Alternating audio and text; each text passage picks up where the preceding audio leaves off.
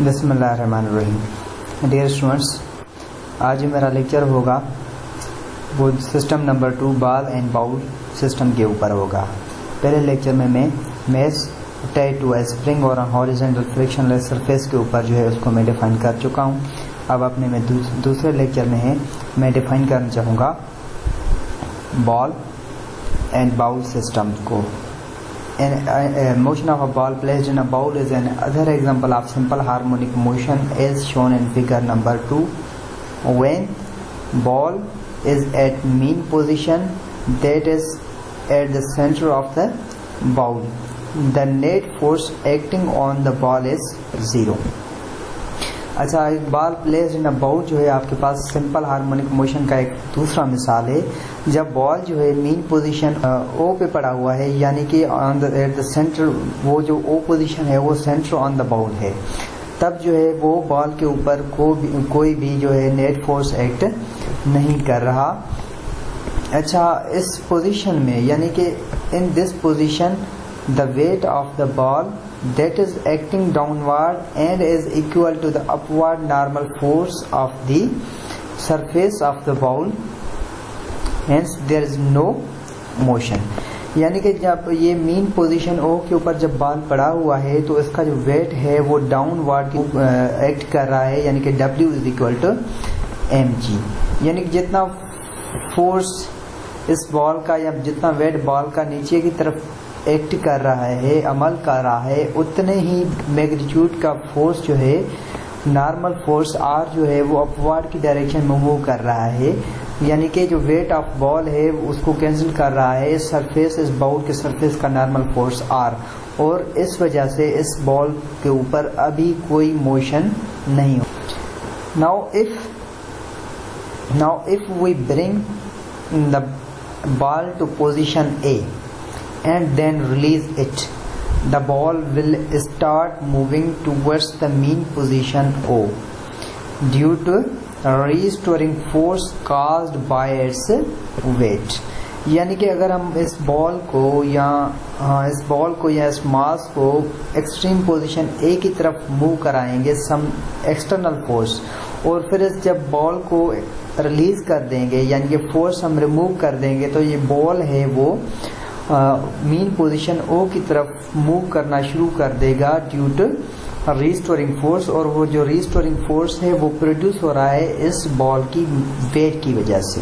At the mean position, जैसे ही ball mean position पे आएगा तो बॉल की जो स्पीड है वो मैक्सिमम हो जाएगी, और इनर्शिया की वजह से बॉल जो है इस मीन पोजीशन O के ऊपर रुक नहीं सकेगा, दूसरी एक्सट्रीम पोजीशन B की तरफ मूव करेगा। जब वो एक्सट्रीम पोजीशन B की तरफ मूव करेगा तो आहिस्ता आहिस्ता बॉल की जो स्पीड है या जो वेलोसिटी है बॉल की वो डिक्रीज होती जाएगी रिस्टोरिंग फोर्स की वजह से, जो कि डाउनवर्ड्स जो कि एक्ट कर रहा है मीन पोजीशन की तरफ O की तरफ। यानी कि जैसे बॉल ये यहाँ से रिलीज होगा और बॉल मीन पोजीशन O की तरफ पहुंचेगा, यहाँ पे पहुंचेगा जब बॉल, तो बॉल की जो वेलोसिटी है वो मैक्सिमम हो चुकी होती है, और इसके ऊपर जो रिस्टोरिंग फोर्स अमल कर रहा था इस पॉइंट के ऊपर, जो कि इसकी वेट था, वो 0 हो जाएगा इस पॉइंट के ऊपर, और इनर्शिया की वजह से बॉल जो है इस मीन पोजीशन पे नहीं रुकेगा, और इनर्शिया की वजह से वो आगे B की तरफ चला जाएगा।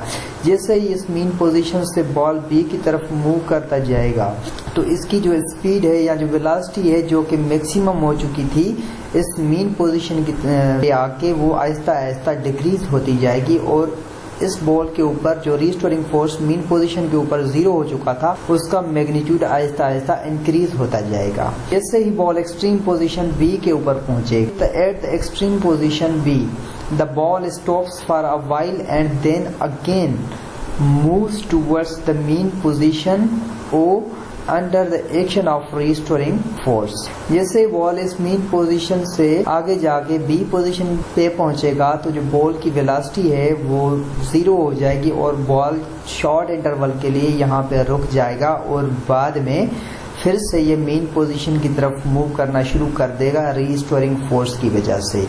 to and fro motion of a ball continues about the mean position O till all of its energy is lost due to the friction। ये जो continuous to and fro motion है यानी कि बैक और फोर्थ मोशन है mean position O के across, वो तब तक कंटिन्यू रहेगी जब तक इस बॉल की मैकेनिकल एनर्जी जो है जब तक फ्रिक्शन में लॉस नहीं हो जाता।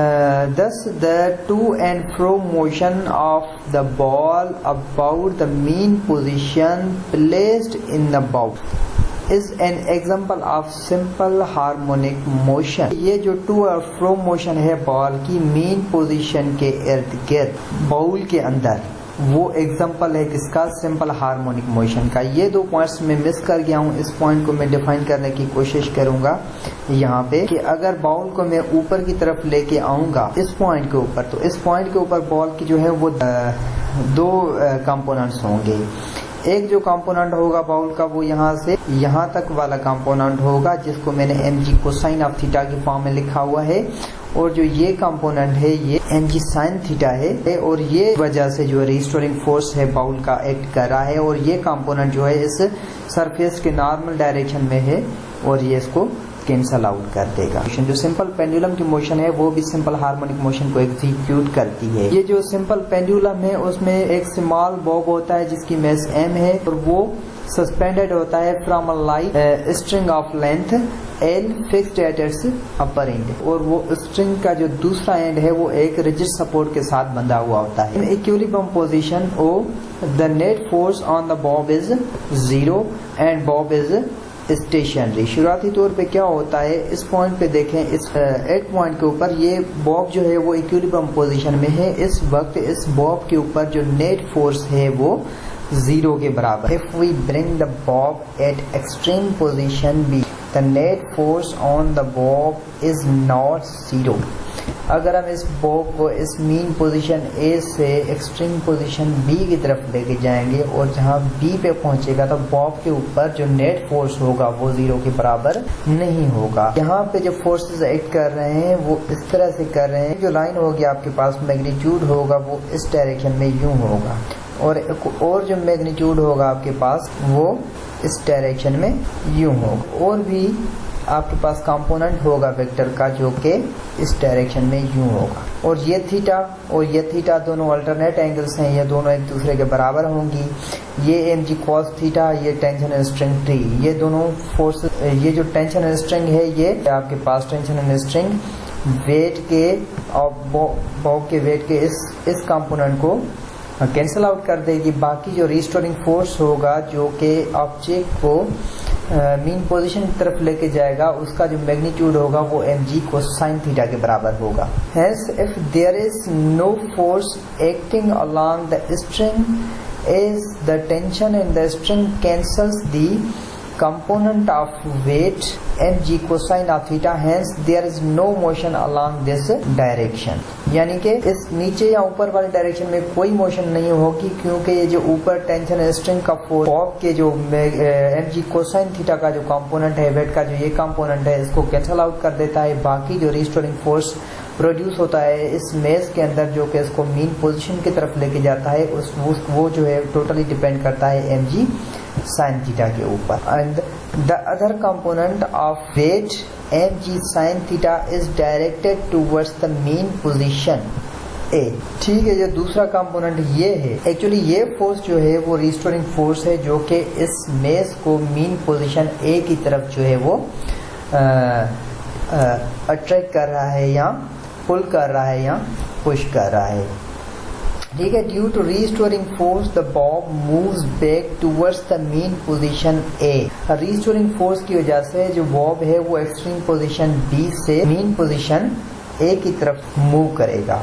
एट A जैसे ही बॉब A पॉइंट के ऊपर पहुंचेगा तो जो बॉब की वेलोसिटी है वो मैक्सिमम हो जाएगी, और ड्यू टू इनर्शिया बॉब जो है इस पोजीशन मीन पोजीशन A के ऊपर स्टॉप नहीं करेगा, यहाँ पे नहीं रुकेगा, और ये कंटिन्यूसली आगे मूव करता जाएगा दूसरी एक्सट्रीम पोजीशन C के ऊपर। अब ये बॉब जहाँ से जैसे ही यहाँ पे पहुँचेगा तो इसकी जो वेलोसिटी होगी वो मैक्सिमम हो जाएगी, यानी कि काइनेटिक एनर्जी इसकी क्या हो जाएगी, मैक्सिमम हो जाएगी और इसके ऊपर जो रीस्टोरिंग फोर्स का मैग्नीट्यूड होगा मीन पोजीशन के ऊपर वो 0 के बराबर हो जाएगा, यानी कि पी जो होगी वो 0 के बराबर हो जाएगी और इनर्शिया की वजह से ये ऑब्जेक्ट इस मीन पोजीशन के ऊपर नहीं रुकेगा और ये आगे दूसरी एक्सट्रीम पोजीशन सी की तरफ जो है वो मोशन को कंटिन्यू करेगा। ठीक है, जैसे ही वो मीन पोजीशन ए से में पोजीशन सी की डायरेक्शन में मूव करेगा तो जो बॉब की वेलोसिटी है वो डिक्रीज होती जाएगी रीस्टोरिंग फोर्स की वजह से, क्योंकि जैसे ही वो मीन पोजीशन के ऊपर पहुंचता है तो उसकी वेलोसिटी मैक्सिमम हो जाती है और उसका जो रीस्टोरिंग फोर्स है वो 0 हो जाता है। ठीक है, यहाँ पे आप देख लें कि तो ये कंपोनेंट जो है इसका ये कंपोनेंट ये 0 हो जाएगा। ठीक है, और इसका सिर्फ और सिर्फ ये कंपोनेंट बढ़ जाएगा, तो यहाँ पे इसका 0 हो जाएगा। जैसे ही ये बॉडी ऊपर चलती जाएगी तो ये जो कंपोनेंट है रीस्टोरिंग फोर्स का वो आहिस्ता आहिस्ता बढ़ता जाएगा और इसकी जो वेलोसिटी है इस बॉब की या मेस की वो आहिस्ता आहिस्ता डिक्रीज होती जाएगी। जहाँ जैसे ही वो सी के ऊपर पहुँचेगा, जैसे ही मेस या बॉब सी के ऊपर पहुँचेगा तो बॉब की जो वेलोसिटी है वो 0 हो जाएगी सी पोजीशन के ऊपर। ठीक है, और restoring force mg sin theta still acts towards the mean position A. जो रीस्टोरिंग फोर्स है वो हमेशा के लिए मीन पोजीशन ए की डायरेक्शन में एक्ट करता है और इस फोर्स की वजह से जो बॉब है वो फिर से वापस ए पोजीशन की तरफ मूव करना स्टार्ट कर देगा, यानी कि ए जो है मेरे पास वो मीन पोजीशन है और वो मीन पोजीशन की तरफ मूव करना स्टार्ट कर देगा।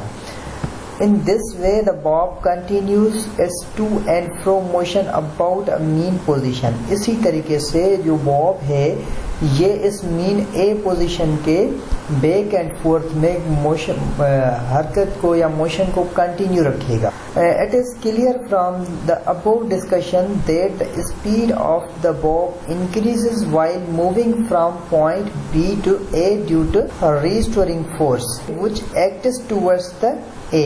Therefore, acceleration of bob also directed towards the mean position. जैसे कि आपने पहले भी देखा कि जैसे ये बॉब इधर से मूव करके ए पे आएगा तो इनर्शिया की वजह से ए पे भी नहीं रुकेगा और आगे बी की तरफ चला जाएगा। जैसे वो वहाँ बी पे पहुँचेगा तो ऑब्जेक्ट जो है वो फिर से मीन पोजीशन ए की तरफ आएगा, यानी कि जो रीस्टोरिंग फोर्स है उसकी डायरेक्शन हमेशा के लिए मीन पोजीशन की तरफ होती है और जब फोर्स किसी ऑब्जेक्ट के ऊपर अप्लाई होता है तो उसमें एक्सेलरेशन प्रोड्यूस करता है फोर्स की डायरेक्शन है। तो इसीलिए हम कह सकते हैं कि जो एक्सेलरेशन है इस बॉब की वो भी हमेशा के लिए मीन पोजीशन की तरफ डायरेक्टेड हो। Similarly when the bob moves from A to C, इसी तरीके से जब बॉब ए से सी की तरफ मूव करेगा तो उसकी स्पीड जो है वो डिक्रीज होती जाएगी रीस्टोरिंग फोर्स की वजह से which